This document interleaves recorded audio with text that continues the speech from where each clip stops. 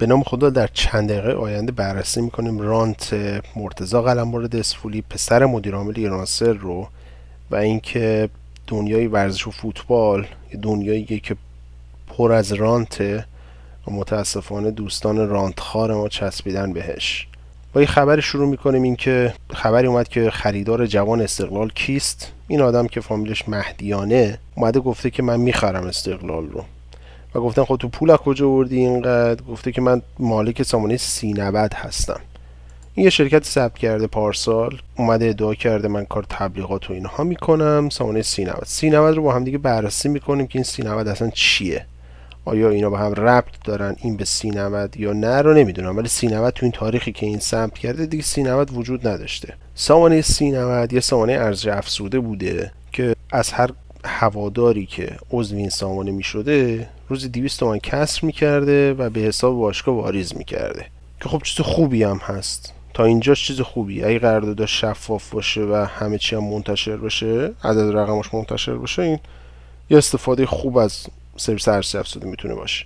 شرکت نگاه پرداز امین سیمای کیش سامانه سینبد رو رانندگی کرده توسط آقای سیدعلیرضا شیرازی. آقای سیدعلیرضا شیرازی ایشونه نشست خبری داشته، کاراشو کرده و اینها، و مدارک که پول دادن به باشگاه رو هم پخش کرده منتشر کرده. این کارش خیلی خوب بوده، گویا خوبم داشته کار میکرده. یه نمیدونم یه قرارداد ساختی ورزشگاه با کرم بسته و اینا همه خوب بوده تا اینکه یهو با مشکل برمیخوره با پرسپولیس توی تاریخی و همه چی به هم میریزه اوایل 96. و جالب اینجاست که خبرگزاری ها و کسای دیگه هم ازش حمایت میکنن یا میگن آقا تو این مدتی که این کار کرده باشگاهش مشکل نداشتن و طبق اسنادی هم که منتشر کرده واریز خوبی هم به باشگاه انجام داده، یعنی پولی که میگرفته رو واقعا پرداخت میکرده به باشگاه. حالا جالبه همزمان که سینبد داشته کار میکرده چند تا خبر لازمه که با هم دیگه بخونیمشون. یه سامانه به اسم سامانه 8010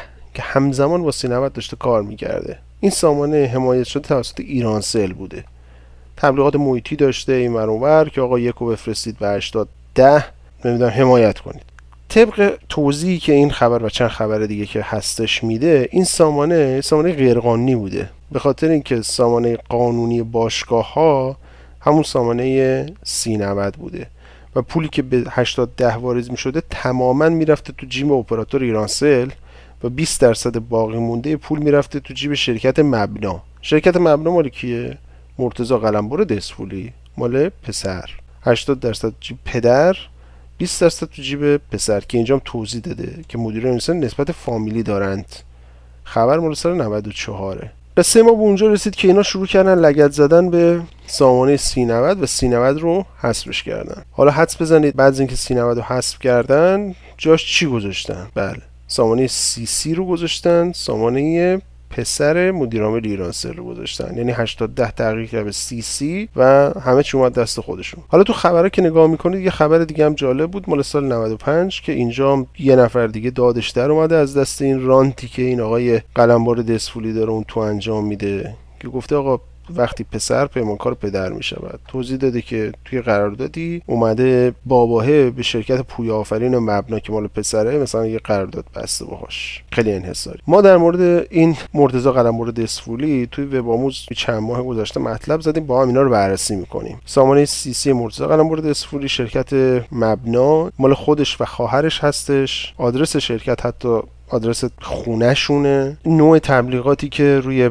پیامک اس براشون میاد اصلا نوشته شرکت مبنا، اسم شرکت رو کامل ننوشته، مؤسس پویا آفرین مبناست، در صورتی که شما یه جا نمیبینید. سایت درست حسابی نداره، سایت رو باز کنید چیز خاصی توش نمیبینید. مرتضی جان فقط این کارا رو نمیکنه، مرتضی کار ساختمانی میکنه، کار حقوقی میکنه، کار گردشگری میکنه، خیلی یعنی واسه خودش که بیل گیتسیه تو ایران. حالا این بیل گیتس ما سطح سوادش چقدره؟ سطح سوادش اینه که بابا فرستادتش دیگه یه سفر مالزی، دانشگاه مولتی مدیا یه فشاری به خودش آورده و یه چیزی خونده گویا، و از زمانی هم که به دنیا آمده تو ایرانسلشون مدیر بوده، منیجر. حالا بجز این که ایرانسل مال باباست و توش تبلیغ راحت میکنه و رایگان، تبلیغات تلگرامی هم دست اینا هست. یه سروش 10 میلیون اینجا تبلیغ داشته، 4 خورده میلیون، یعنی شما وارد کانالش بشید پستاش زیر 4.5 میلیون تبلیغ نداره. اون اس ام اس هایی که الان آقای وزیر در مورد صحبت میکنه، اس ام اس بدا، از اون اس ام اس بدا تا دلتون بخواد ایرانسل میفرسته با نمونه‌های مختلف. یه نکته خیلی جالب دیگه که در مورد این شرکت هست اینه که شما تو هیچ کدوم از عکسای همایش این شرکت مرتضی رو نمیبینی، مرتضی تشریف نمیبره. یعنی شما مدیران ارشد ایرانسل رو، اتفاقا مدیران ارزش افزوده ایرانسل رو توی تمام این همایش‌ها میبینی، ولی خود مرتضی جان رو نمیبینی چون مرتضی جان خسته میشه بره. تبلیغات محیطی، حتی وعده به جوایز، میبینید 12 گیگ اینترنت، شارژ رایگان و اینا یه سری عکس از آقا مرتضی که در حال دفاع از مردم لب مرزه. البته نه، ایشون با لنکروزشون رفتن شکار. یه نکته دیگه ای سامانه CC داره که خیلی دردناکه. ببینید تمام سامانه‌های ارزش افزوده‌ای که شما عضوشون میشید طبق قانون یه چیزی دارن به اسم OTP یا تایید 2 مرحله‌ای که شما بعد از اینکه پیامک رو میفرستی به شما میگه شما میخوای حالا عضو این سامانه بشی یا نه، و شما باید دوباره تایید کنی، رقم به شما بگه و توضیح بده و شما بگید بله میخوام و شما عضو میشه. حالا به مالت که اصلا کلا سرویس ارزش داره یا نداره یه بحث دیگه است. ولی جالبه شما در مورد سامانه CC این اتفاق براتون نمیفته، یعنی شما به محض که 6 رو بفرستی به CC عضو شدی به همین راحتی و اصلا نیازی به تایید 2 مرحله‌ای نداره.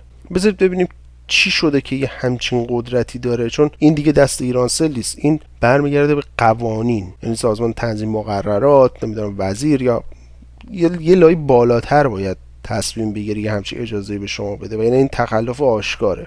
حالا جدا از رانت تخلف آشکار هم هست. تو تاریخ 19 فروردین 97 ددی با یه سری مدیران باشگاه استقلال پرسپولیس پا میشن میرن پیش آقای وزیر محمد جواد آذری جهرمی و اونجا با ایشون صحبت میکنن مشکلات پیش آمده پیرامون سامانه هواداری CC رو حل کن برامون. این سامانه CC که دست خود دسفولیاست، وزیر چه چیزی رو میتونسته برای این حل کرده باشه که در پایان هم دستورات لازم رو دادن. چیزی رو که وزیر میتونسته براشون حل کرده باشه اینه که هوادارا بدون تایید 2 مرحله‌ای عضو بشن و الان چندین هزار نفر هستن که تو این سامانه عضون و داره پول ازشون میره و خودشون خبر نداره. البته در انتها خیلی کوتاه این رو هم بدونیم که مثلا مرتضی جان دوستان دیگه ای هم داره، همکاران دیگه ای هم داره. یعنی این داستان ورزش تو مملکت اینقدر رانت شیرینیه که بین هم دیگه تقسیمش میکنن.